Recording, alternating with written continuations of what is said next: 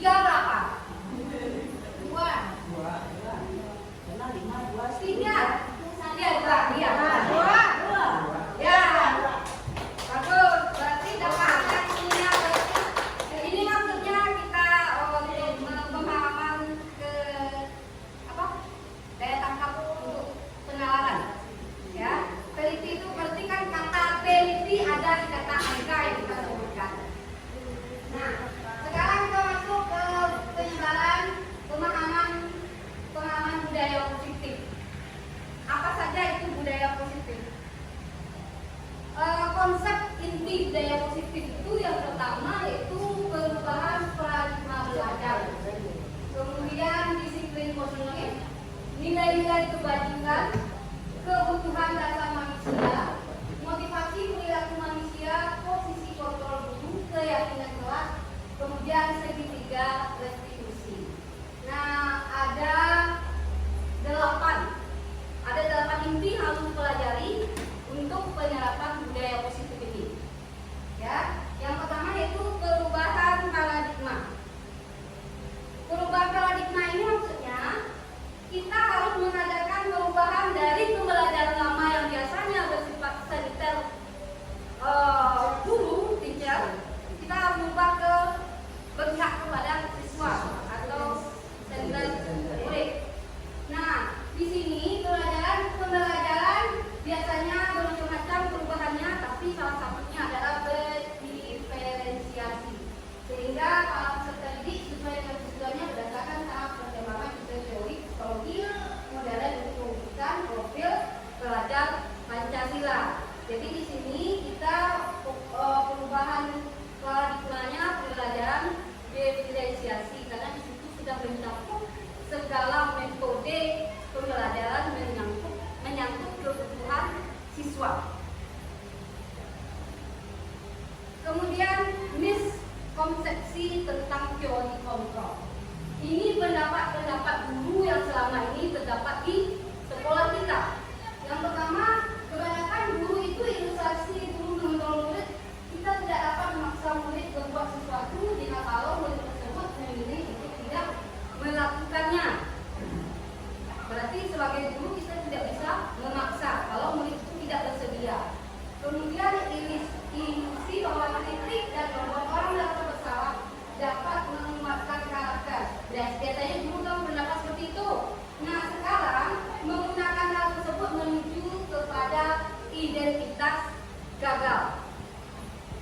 Nah, selanjutnya itu ilusi bahwa semua penguatan positif efektif dan bermanfaat. Nah, kita berpendapat semua penguatan positif itu adalah efektif dan bermanfaat bagi siswa. Tapi ternyata di sini penguatan positif itu sama dengan bentuk-bentuk kontrol jangka tertentu murid menyadari dan mencoba untuk menolak. Bisa jadi murid tergantung pada pendapat guru. Jadi dengan adanya penguatan positif bisa jadi murid menerima, tetapi bisa jadi murid menolak. Kadang-kadang dia tidak sesuai dengan pendapatnya yang budaya positif yang kita terapkan tadi.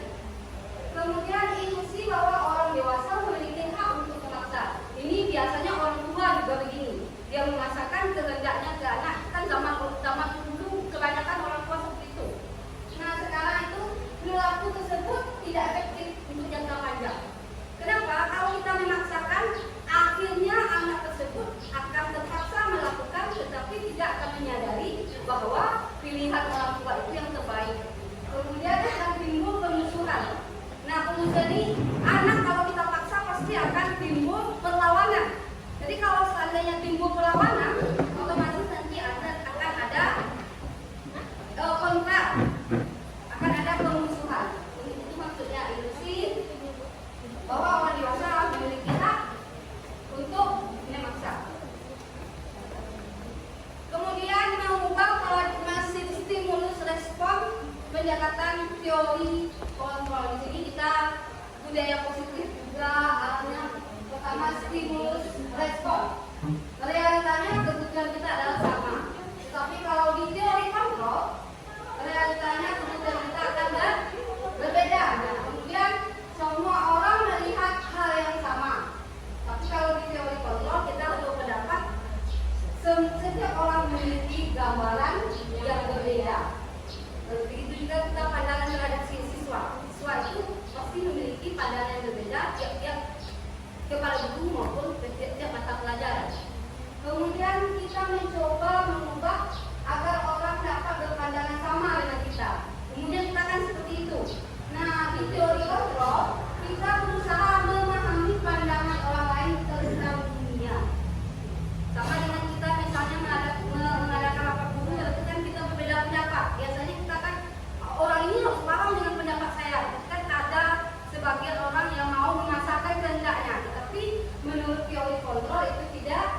kita hanya bisa berusaha memahaminya saja, tidak perlu memaksa.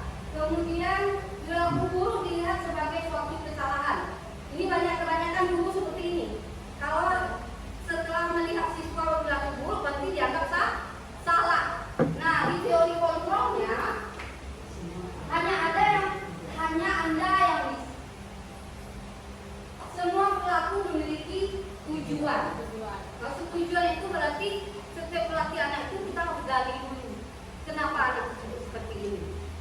Kemudian orang lain bisa mengontrol saya. Itu yang menurut respon. Nah, yang teori kontrolnya hanya Anda yang bisa mengontrol diri Anda. Pemahaman ini harus diterapkan ke anak bahwa Anda tidak bisa dikontrol, tapi yang akan mengontrol diri Anda adalah Anda sendiri. Kalau Anda mau berhasil, berarti Anda yang harus mengontrol diri Anda mau baik atau tidak. Itu yang harus diterapkan ke anak pada teori kontrol. Kemudian saya tidak bisa pemaksaan ada pada saat rujukan gagal. Nah, di sini seandainya kita sudah ada sudah dibujuk, tetapi anak-anak atau siswa tidak menurut, akhirnya kita paksa kan? Itu kan kebanyakan perilaku guru pada saat sekarang ini. Nah, menurut teori kontrolnya, kolaborasi dan konsensus menciptakan pilihan-pilihan baru. Berarti di teori kontrol ini, di teori positif, kita harus berkolaborasi atau berdiskusi dengan para siswa sehingga akan muncul solusi-solusi baru yang terbaik supaya siswa tersebut bisa sukses. Kemudian model berpikir menang atau kalah. Ini kebanyakan juga orang guru juga berpandangan seperti itu. Tantang kalah di anak. Nggak bisa dan dipukul kan hanya kayak itu. Nah, sekarang kalau di teori kontrolnya model berpikir menang. Berarti maksudnya di sini kita berpikir pemahamannya bermasalah kita dengan siswa atau dengan rekan, cuma kita harus saling menguntungkan.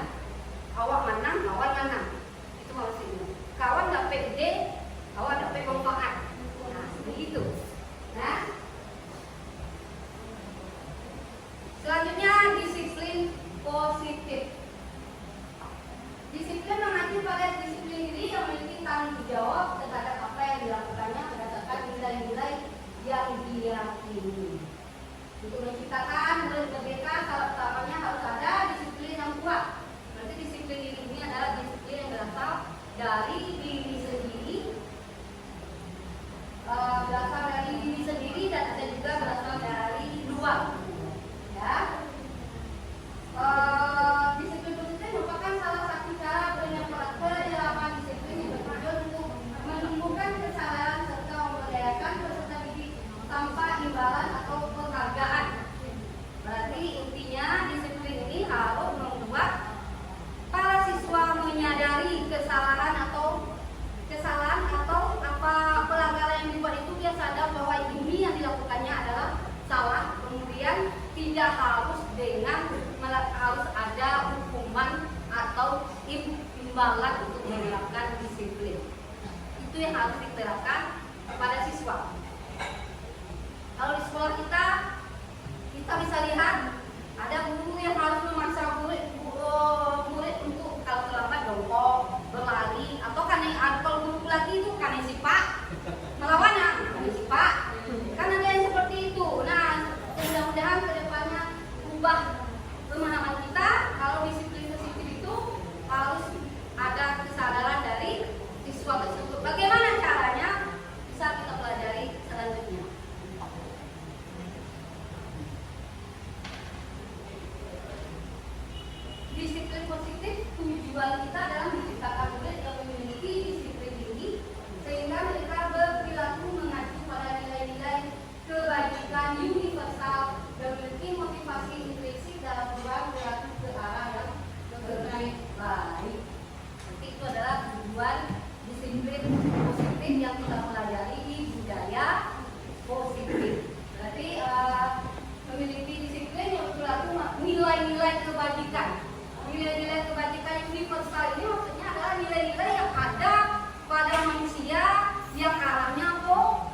positif.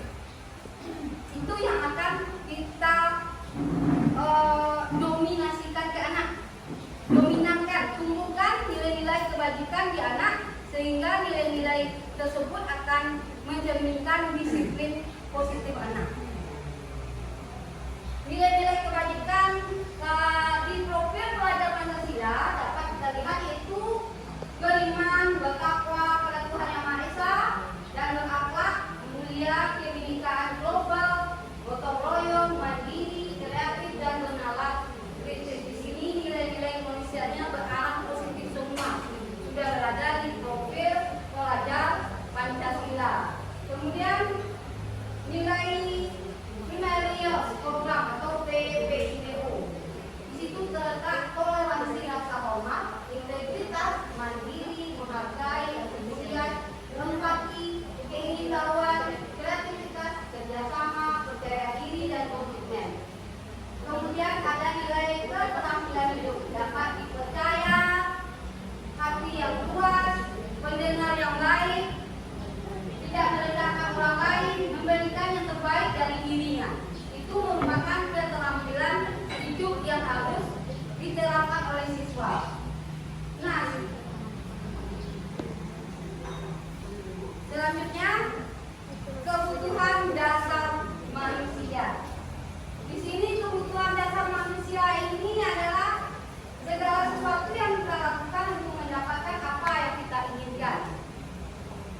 Kebutuhan dasar manusia ini yang pertama yaitu bertahan hidup, yang kedua kasih sayang, yang ketiga kesenangan, yang keempat kebebasan, yang kelima penguasaan.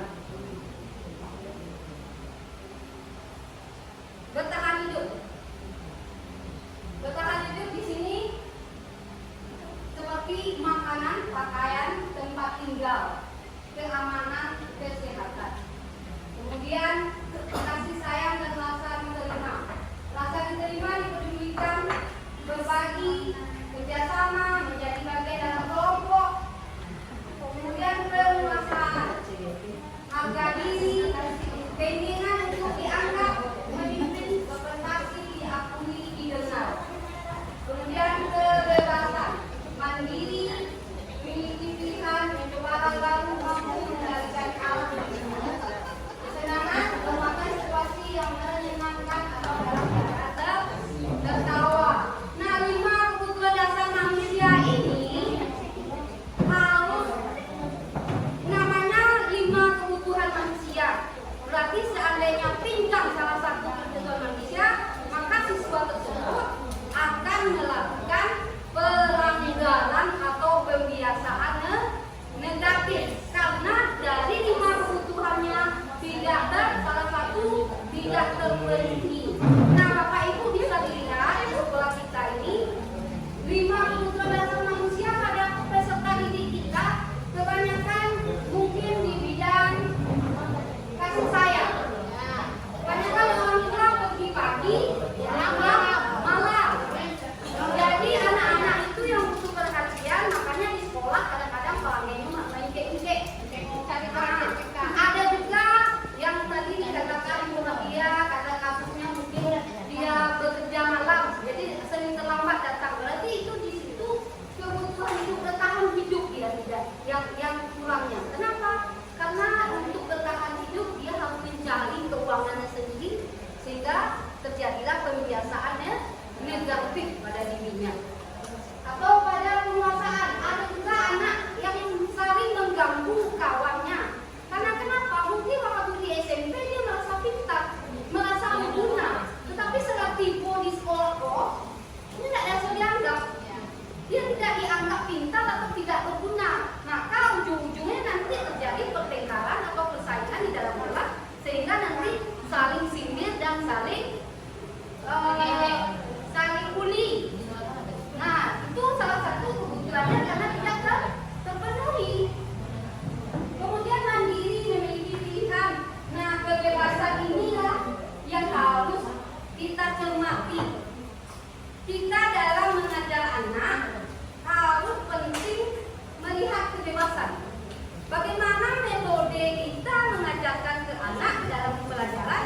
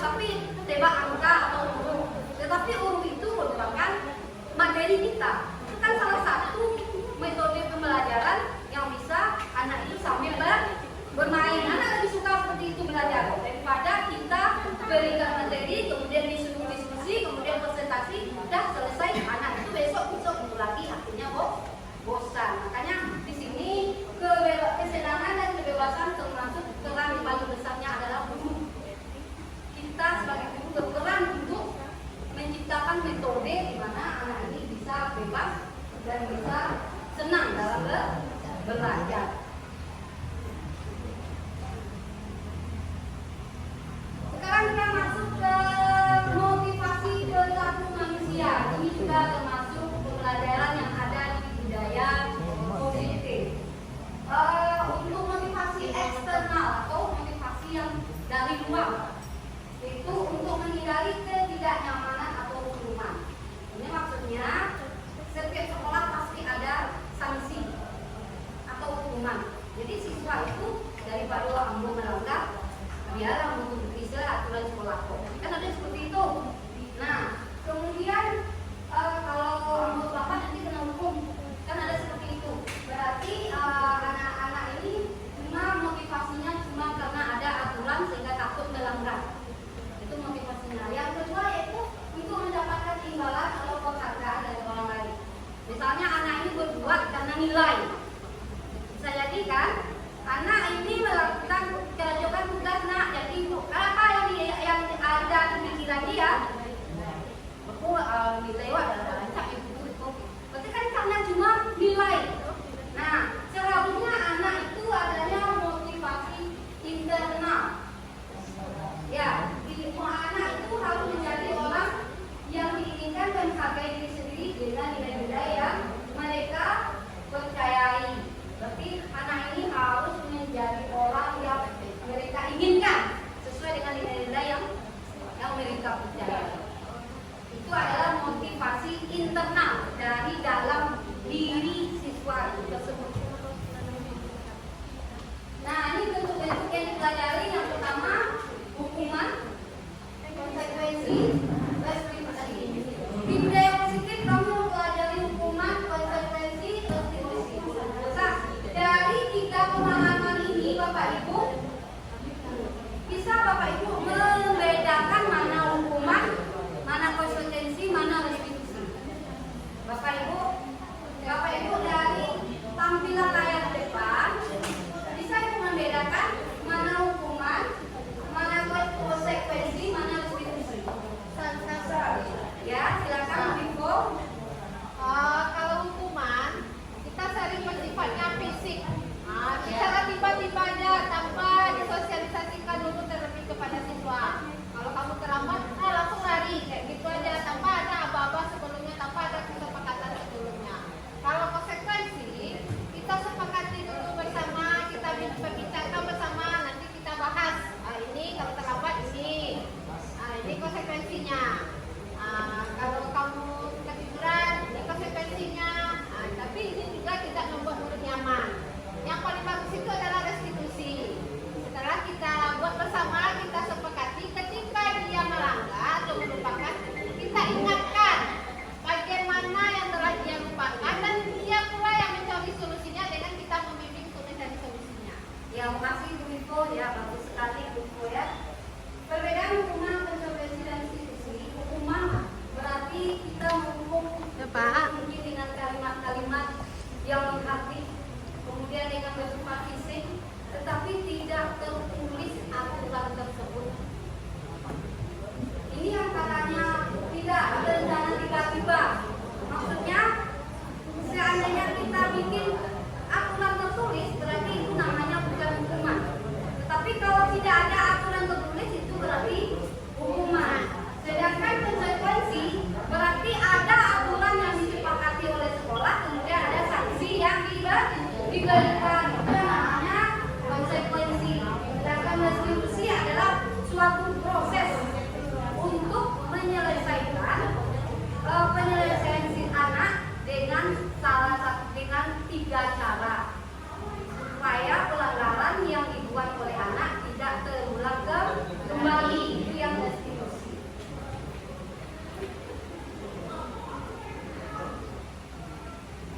Nah, ini kalimat-kalimat yang biasanya diucapkan pas ada hukuman. Ini biasanya bersifat negatif. Yang pertama yaitu awas kalau dilakukan lagi ya. Nanti awas kamu ya. Kan tidak banyak guru yang seperti itu. Itu adalah model pemaksaan. Kemudian konsekuensi atau bersifat netral, lakukanlah apa yang saya katakan. Itu kalimat stimulus responnya. Berarti kita meminta anak itu tolong lakukan sesuai dengan aturan yang ada. Kemudian restitusi ini bersifat positif. Di sini menurut teori kontrolnya, apakah hal ini yang sesungguhnya ingin dilakukan? Berarti kita meminta solusi kepada peserta didik supaya maunya seperti apa sehingga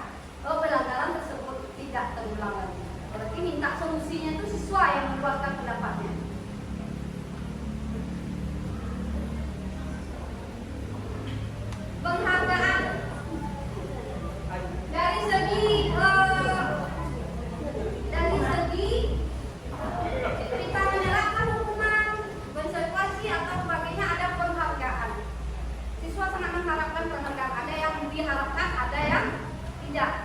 Nah, penghargaan maupun hukuman adalah cara-cara mengontrol perilaku seseorang menentukan potensi untuk pembelajaran yang sesungguhnya. Penghargaan dampaknya itu penghargaan tidak efektif. Kenapa tidak efektif, Bapak Ibu?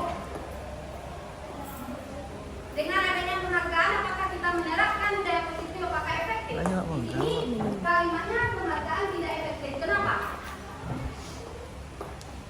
Karena itu ada imbalannya, seperti itu membuat anak kalau tidak ada bimbingannya, berarti anak-anak tidak akan berubah. Ya Bu. Dengan adanya penghargaan berarti anak-anak itu tidak menyadari kesalahan, tetapi dia kalau tidak ada penghargaan berarti dia tidak melakukan hal yang positif. Berarti hal negatif akan dia lakukan. Kalau tidak ada penghargaan maka penghargaan tidak efektif. Kemudian penghargaan merusak hubungan. Ini Bapak Ibu contohnya apa itu penghargaan yang bisa merusak hubungan? Kita bayangkan kita jadi peserta didik, seandainya salah satu guru saya beri penghargaan, yang lainnya bagaimana? Akan timbul kecemburuan sosial. Kemudian penghargaan mengurangi ketepatan. Ini maksudnya penghargaan ini tidak tepat kadang-kadang memberikan penghargaan. Beli kasih. Kadang-kadang si guru memberikan penghargaan ternyata anakku pintarnya kena mencontek. Sementara mungkin tidak tahu prosesnya, jadi tidak tepat. Kemudian penghargaan menurunkan kualitas. Ini yang penghargaan yang sama dengan pendapat Kumis tadi. Seandainya anak itu bekerja karena penghargaan, otomatis nanti kualitasnya pun tidak akan berkembang. Karena dia stuck di tempat. Kemudian penghargaan mematikan kreativitas. Ya, karena tidak ada penghargaan nanti anak-anak tidak mau berbuat yang lebih baik lagi. Kemudian penghargaan menghukum. Maka penghargaan itu maksud menghukum, Bapak Ibu? Penghargaan ini apa maksud menghukum? Tidak. Kalau di sini pendapatnya penghargaan menghukum sifatnya. Ya, berarti kan kalau maksudnya di sini penghargaannya apakah penghargaan ini kalau menurut saya penghargaan ini kenapa menghukum? Karena kalau kita berikan penghargaan berarti kita memberi hukuman secara tidak langsung kepada anak itu bahwa dia tidak akan bisa menyadari kesalahannya. Dia akan berbuat berdasarkan imbalan. Itu kan hukuman ya. Ya.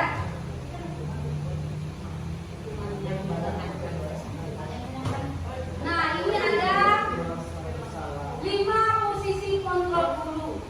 5 posisi kontrol guru ini yang patut Bapak Ibu cermati.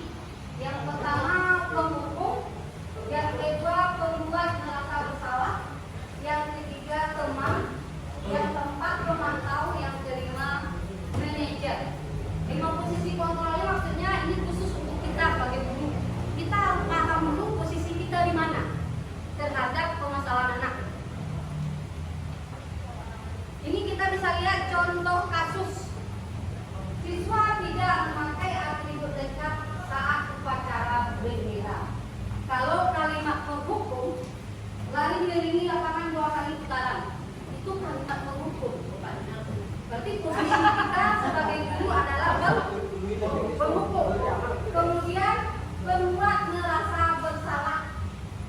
Posisi kita sebagai guru, kita harus mengucapkan kalimat sehingga anak ini merasa empati, merasa bersalah bahwa perbuatan yang dia lakukan itu adalah salah. Jadi di sini kalimatnya sudah berapa kali diberitahu, kamu selalu membuat kecewa itu. Berarti kan kita mengatakan kamu kenapa, seolah kita sudah membuat kesepakatan anak ini melanggar terus, kita minta hati nuraninya lagi. Kamu kenapa selalu membuat saya kecewa? Kamu juga anak pacaran, secara lemah lembut dia, kita berbicara sehingga terkritik atau tersentuh hatinya sehingga dia merasa bersalah. Berarti posisi kita, berarti kita sebagai guru kita harus diperhatikan kalimat-kalimat yang mana mengarah ke mengarah ke pembuat merasa bersalah.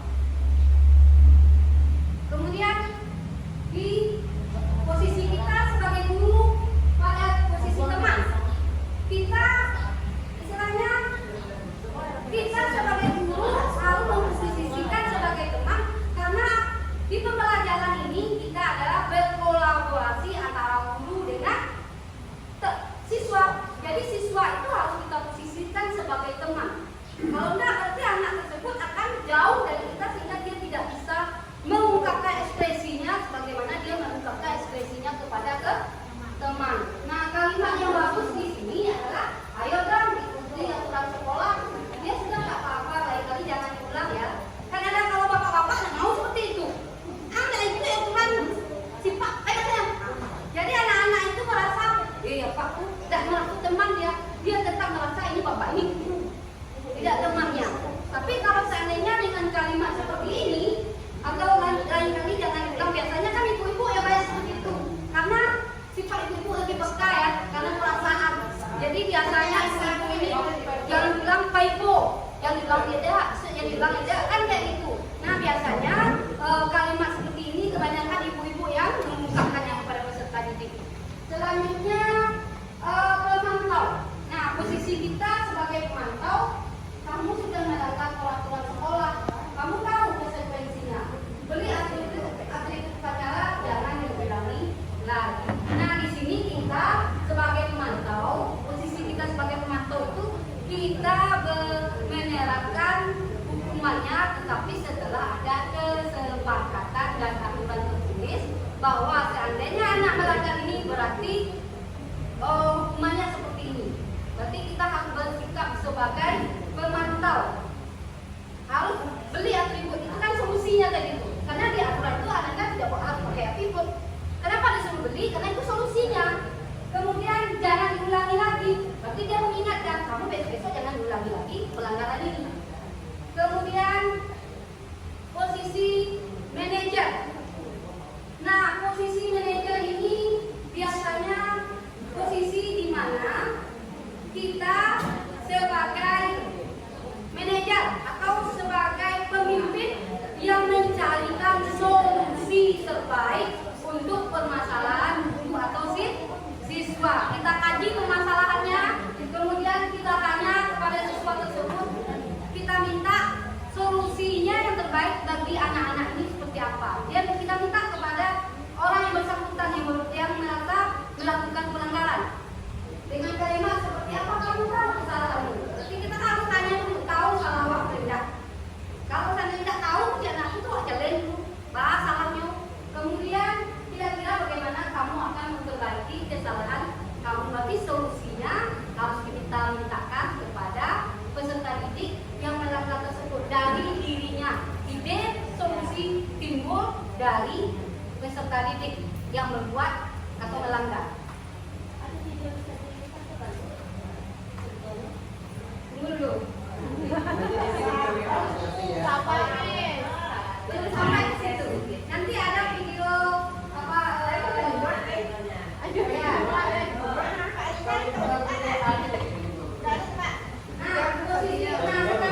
saya menanyakan ke Bapak Ibu.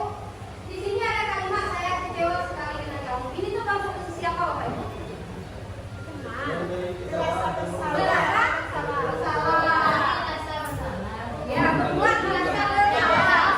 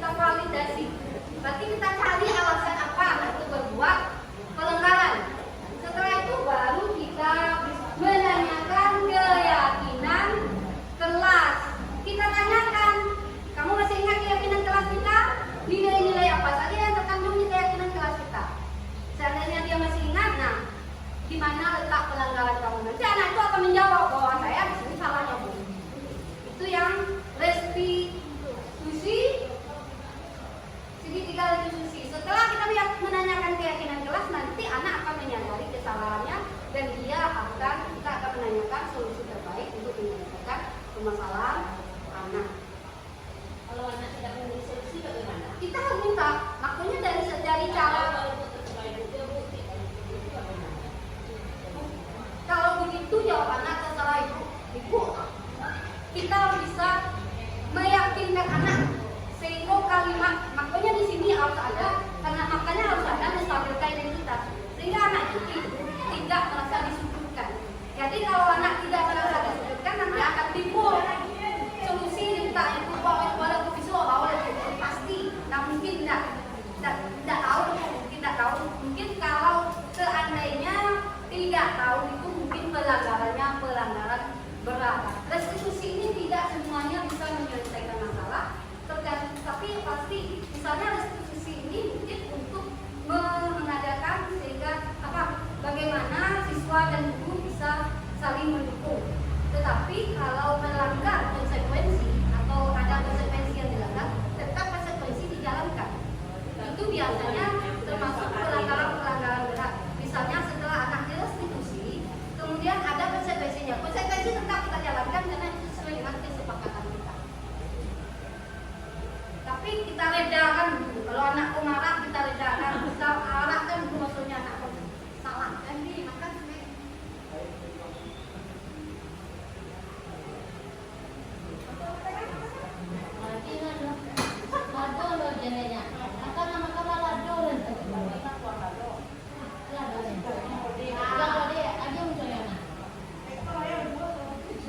sedikit lagi Bapak Ibu ya.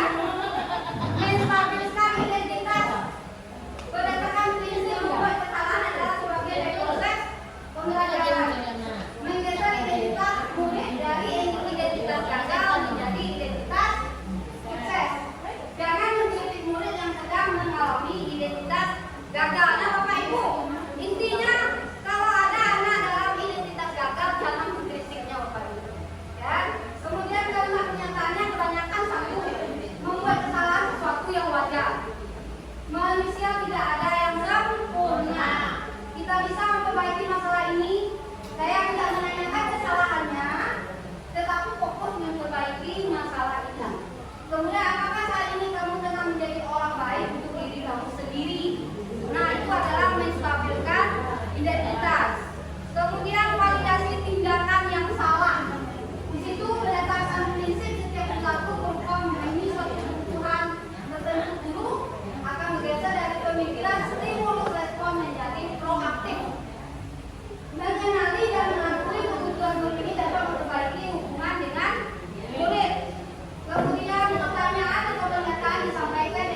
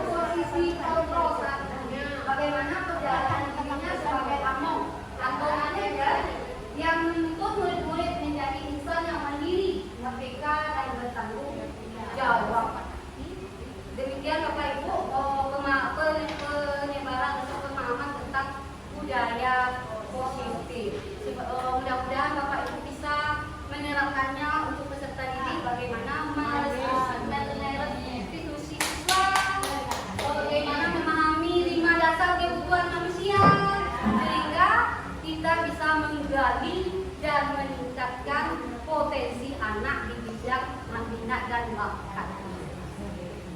Cukup demikian, terima kasih. Assalamualaikum warahmatullahi wabarakatuh.